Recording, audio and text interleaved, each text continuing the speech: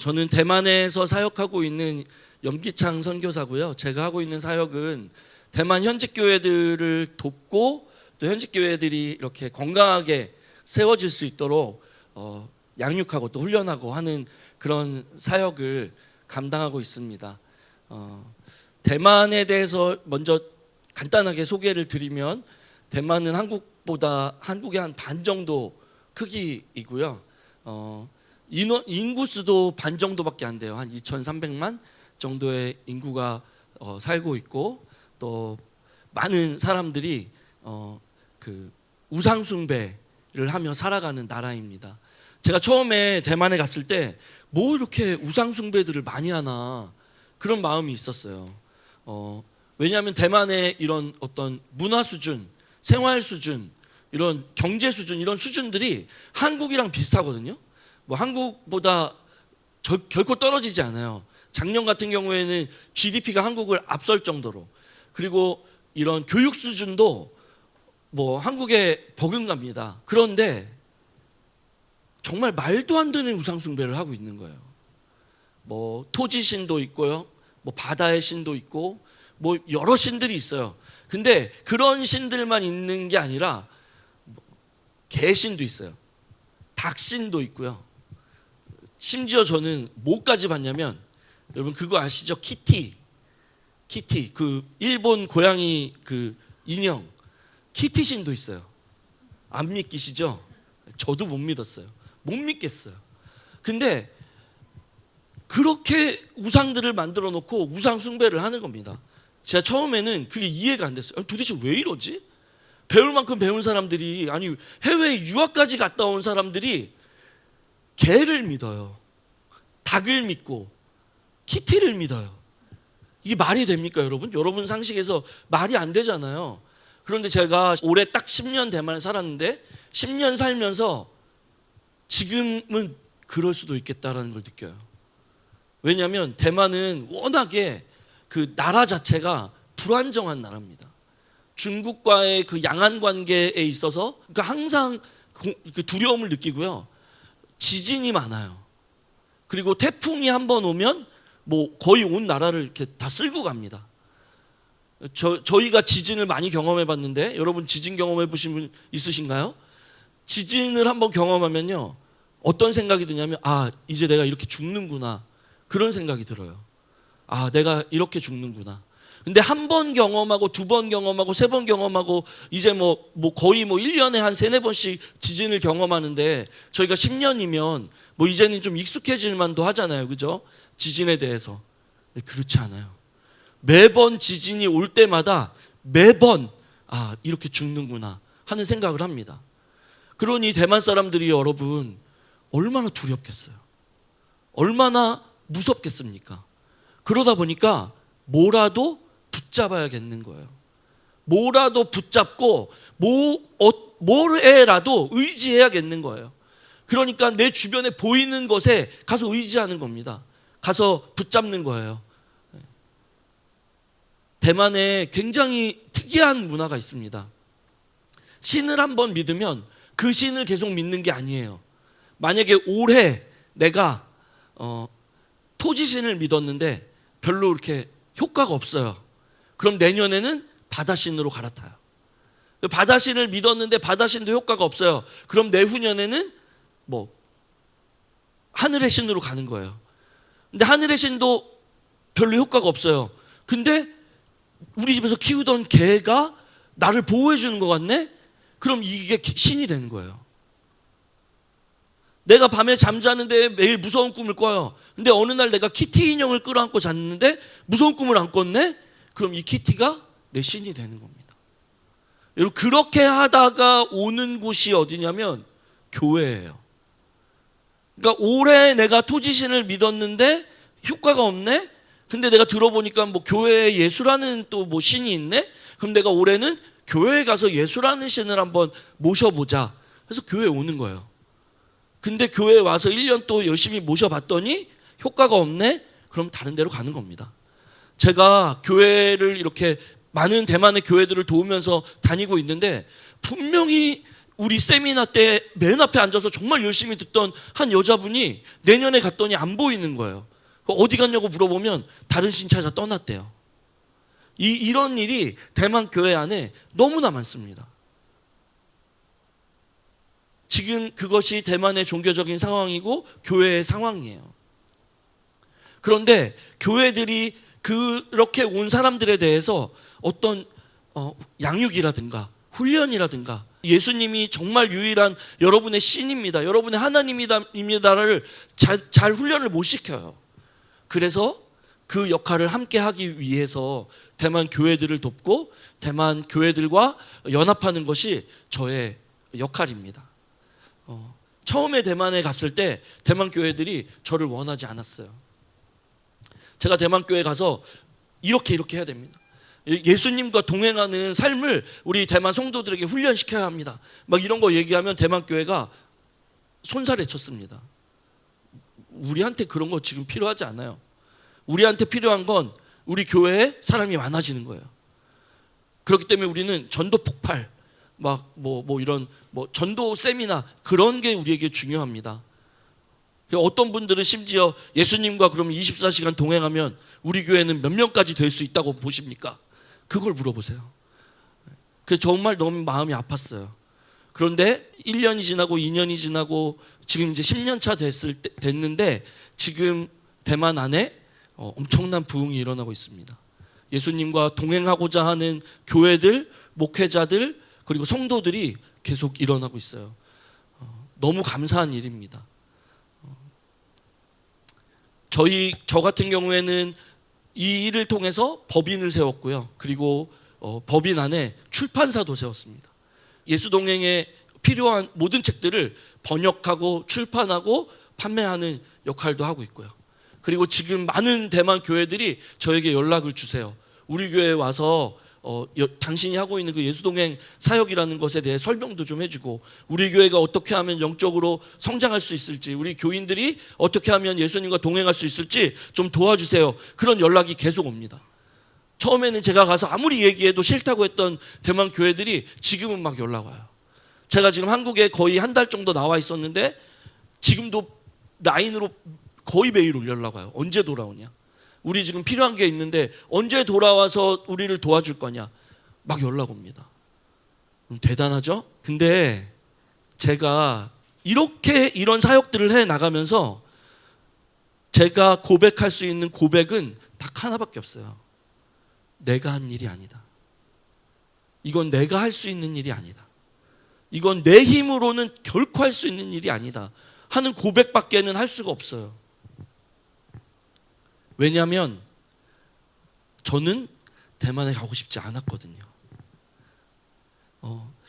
저는 청년 때 선교사에 대한 비전을 일찌감치 받았습니다. 일찌감치. 그래서 23살 때부터 제 비전은 오로지 선교였어요. 선교. 나는 무조건 선교사로 선교 나갈 거다. 그래서 저의 모든 그 준비가 전부 선교에 있었어요.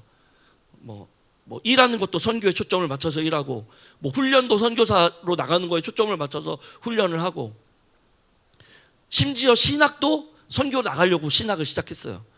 저는 정말 공부하는 거 싫어하거든요. 그래서 학교라는 데를 대학교를 졸업하고 학교라는 곳을 다시는 가고 싶지 않았어요. 근데 신학을 해야 선교사로 내보내준다고 해서 신학을 시작했어요. 3년 동안 대학원 과정을 하면서도 제 마음은 이 빨리 끝내고 빨리 선교 나가고 싶다. 그 마음밖에 없었어요. 공부를 열심히 해서 내가 학문을 신학을 좀 더 연구해야 되겠다. 깊이 알아야겠다. 이런 생각이 아니라 빨리 끝내고 나는 빨리 선교사 나가고 싶다. 그 마음밖에 없었거든요. 그리고 제가 하고 싶었던 선교와 선교지와 선교 사역도 명확했어요. 저는 중국에 가서 비즈니스 사역하는 게 제 꿈이었습니다. 제 비전이었어요.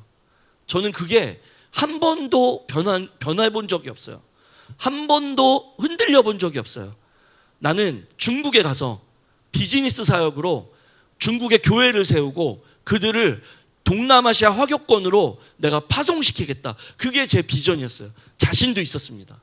전 정말 자신이 있었어요. 성공할 자신이 있었어요. 왜냐하면 저는 비즈니스도 해봤고요. 청년 때 전 비즈니스 하면서 정말 돈이 지겨울 정도로 돈을 벌어봤어요. 장사를 했거든요. 장사가 끝나고 집에 돌아가서 돈을 세는데 이 돈 냄새가 너무 싫을 정도로 그렇게 성공도 해봤고. 그러니 여러분, 저는 완전히 자신 있었거든요. 근데 제가 2016년 5월에 파송을 받았는데 2015년 12월에 저를 파송해 준 교회에서 저를 부르는 거예요. 그러더니 대만으로 가면 어떻겠냐. 제가 23살 때 선교사의 어떤 비전을 받고 37에 파송을 받았거든요. 14년 동안 한 번도 흔들린 적 없었던 중국 선교, 그리고 비즈니스 사역, 그게 단 하루 만에 무너져 내려버리는 거예요. 중국 말고 대만으로 가면 어떻겠냐. 제가 그래서 한 번도 저희 담임 목사님, 그 파송해 주신 교회 담임 목사님의 말씀에 거역해 본 적이 없는데 그날 처음으로 거역했어요. 안 됩니다. 전 중국 가야 됩니다. 전 이미 중국으로 다 헌신했고 준비도 했고 다 끝났습니다. 전 이제 가기만 하면 돼요. 저 내년 5월에 파송 받아요. 6개월 남았어요. 14년 동안 품었던 꿈이에요. 목사님, 그러지 마세요. 전 중국 갈 겁니다 하고 나왔습니다. 그런데 며칠 후에 목사님 또 저를 부르시는 거예요. 그러더니 또 저에게 그러지 말고 대만으로 가라. 제가 그 자리에서 또 거부했습니다. 안 됩니다. 저 중국으로 갈 겁니다. 전 이미 다 끝났습니다. 준비 다 끝났고요. 이제는 중국 가서 나의 선교 사역이 성공한 일만 남았는데 목사님 왜 그러세요? 그랬더니 목사님이 저한테 그러면 기도라도 해봐라 그러시더라고요. 그래서 나왔습니다. 그리고 바로 기도실로 향했어요. 제가 기도했던 기도가 어떤 기도였을까요? 하나님, 제가 중국으로 가야 합니까? 대만으로 가야 합니까? 그렇게 기도했을까요? 아니요, 그렇게 기도 안 했어요.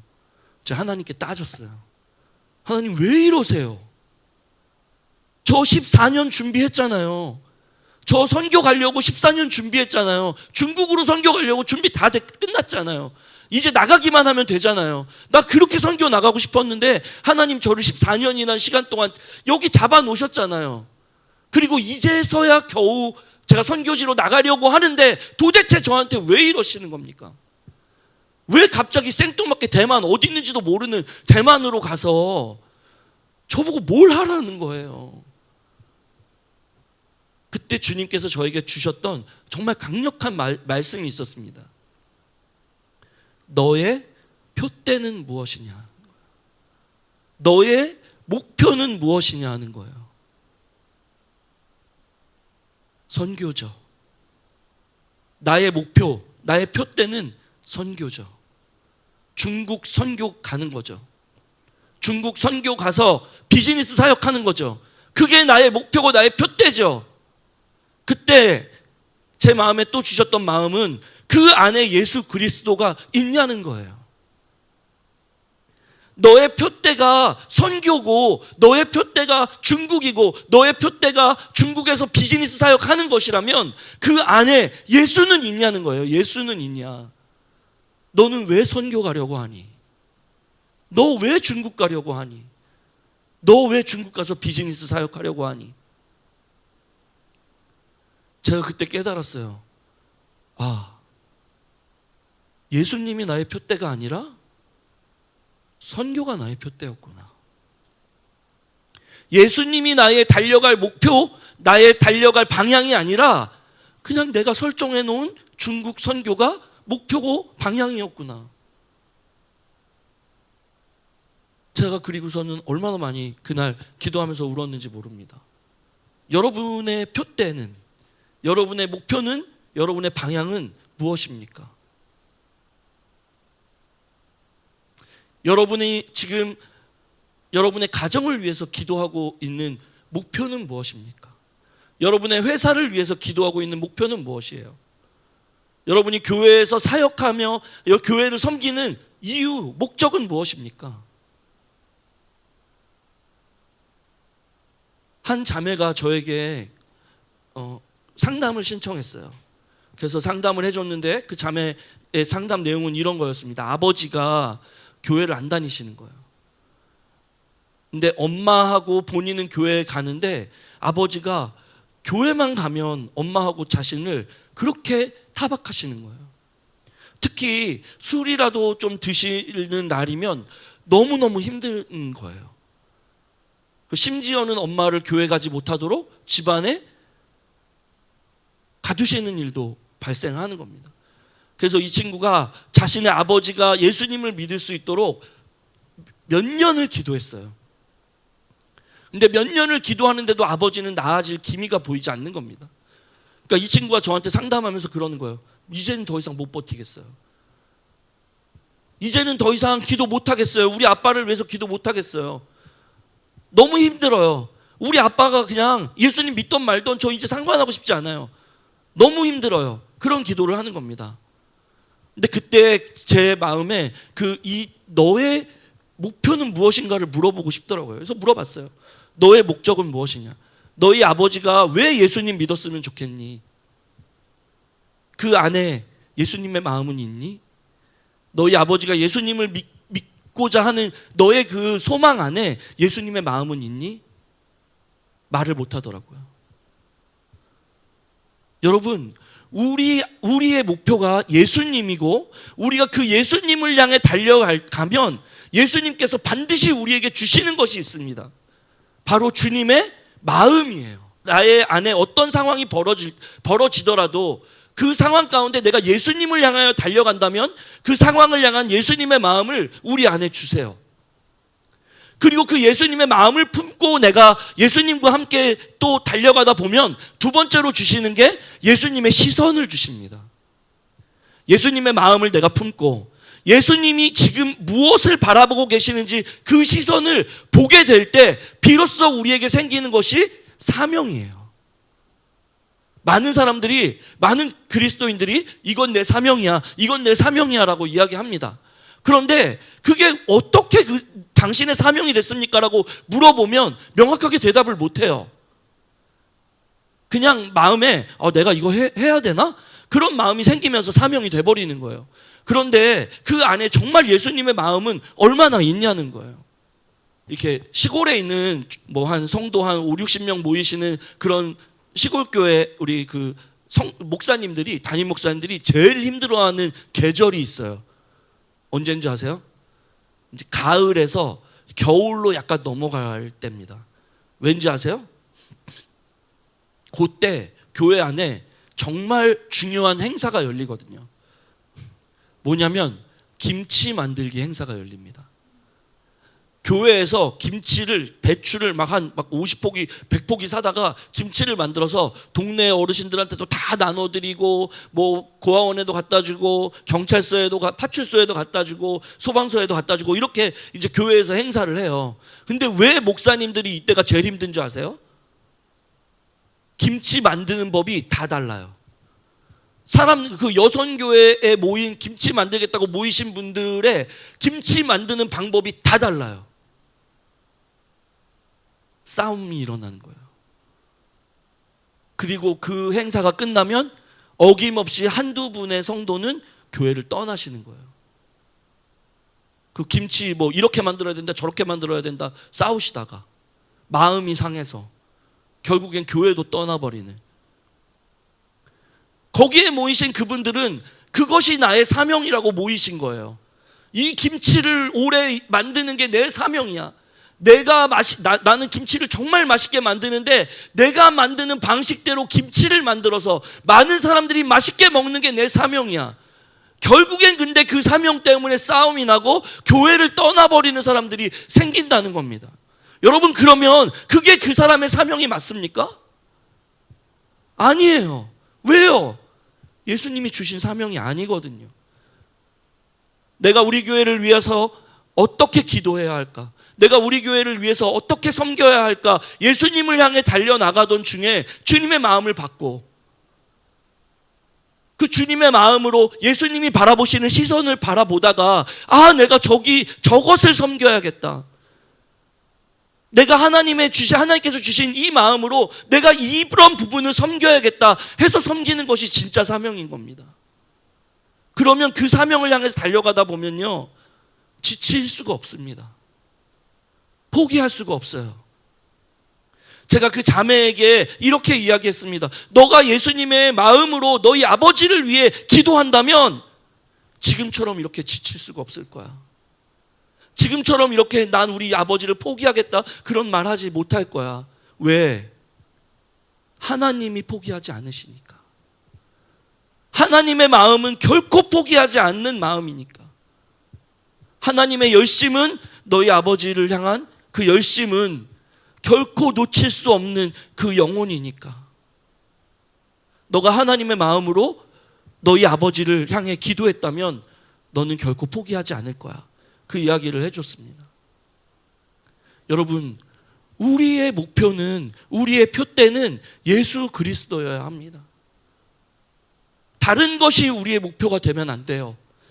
많은 그리스도인들이 속아 넘어갈 때가 너무 많아요. 내가 교회를 위하여 사역하는 거기 때문에, 어떤 영혼을 위하여 내가 기도하는 거기 때문에, 그렇기 때문에 이것이 맞다라고 생각하는 경우가 너무 많아요. 그런데 우리는 그 교회를 위해, 영혼을 위해, 하나님을 위해라는 마음 안에 정말 예수 그리스도라는 표대를 향하여 달려가고 있는 것이 맞는지 점검해봐야 한다는 겁니다. 사도행전 16장 9절 10절에 이렇게 말씀하고 있어요. 밤에 환상이 바울에게 보이니 마게도냐 사람 하나가 서서 그에게 청하여 이르되 마게도냐로 건너와서 우리를 도우라 하거늘 바울이 그 환상을 보았을 때 우리가 곧 마게도냐로 떠나기를 힘쓰니 이는 하나님이 저 사람에게 복음을 전하라고 우리를 부르신 줄로 인정함이러라. 이 말씀의 내용이 바울이 마게도냐로 선교 가는 부분에 대한 말씀입니다. 원래 바울이 준비했던 선교는 소아시아를 대상으로 하는 선교였어요. 바울이 이제 소아시아로 선교를 가려고 준비했습니다. 그러면 바울이 선교를 준비할 때 내가 이번에는 뭐 한번 소아시아나 한번 가볼까? 이렇게 준비했을까요? 그렇지 않아요. 정말 철저하게 준비했을 거예요. 왜 철저하게 준비했을까요? 바울이 그동안 선교를 하면서 겪은 어려움이 너무 컸어요. 선교하면서 바울은 죽을 고비를 정말 엄청나게 많이 넘깁니다. 그렇게 죽을 고비를 많이 넘겼던 바울이 다음 선교를 갈 때 얼마나 준비를 많이 했겠어요. 소아시아에 내가 가면 나를 맞아줄 교회, 나를 재워줄 집, 나를 섬겨줄 사람들, 그리고 그곳에서 하게 될 사역들, 어디에 어떤 교회를 세울지에 대한 준비, 그 모든 것들은 아마 바울은 계획이 되어 있었을 겁니다. 그리고 소아시아로 가면 이제 끝나는 거예요. 거기 가면 이제 선교가 시작되는 겁니다. 그런데 어느 날 밤에 꿈속에 마게도냐 사람이 나와서 손을 이렇게 흔들면서 나를 위해 와서 도와라. 그리고 바울이 다음 날 잠에서 깬 이후에 그렇게 이야기합니다. 마게도냐로 가자. 여러분, 이게 쉬운 일일 것 같으세요? 쉽지 않아요.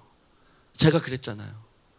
제가 중국으로 가려고 그렇게 준비하다가 갑자기 대만으로 가라는 이야기를 듣고 막 정말 막 분노와 어떤 막 하나님에 대한 막 그 원망과 이런 것들을 터 놓았던 것과 반대로 바울은 이 하룻밤 꿈으로 자신의 선교지를 소아시아에서 정반대인 마게도냐로 바꾸게 된다는 거예요.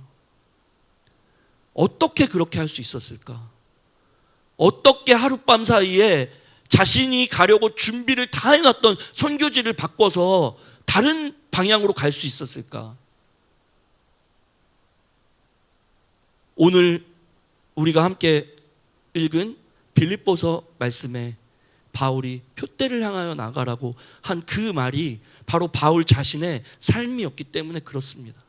바울의 표대가 소아시아가 아니라 바울의 표대는 예수 그리스도였기 때문이라는 거예요. 그렇기 때문에 하룻밤 꿈에 주님이 주신 마음에도 자신의 모든 계획과 모든 상황을 내려놓고 선교지를 바꿀 수 있었던 겁니다. 그렇게 선교지를 바꿔 마게도냐로 가서 세워진 교회가 바로 오늘 말씀의 빌립보 교회예요. 그리고 빌립보 교회 교인들에게 자신의 삶을 바탕으로 이야기하는 겁니다. 예수 그리스도가 너희의 표대가 되게 하라.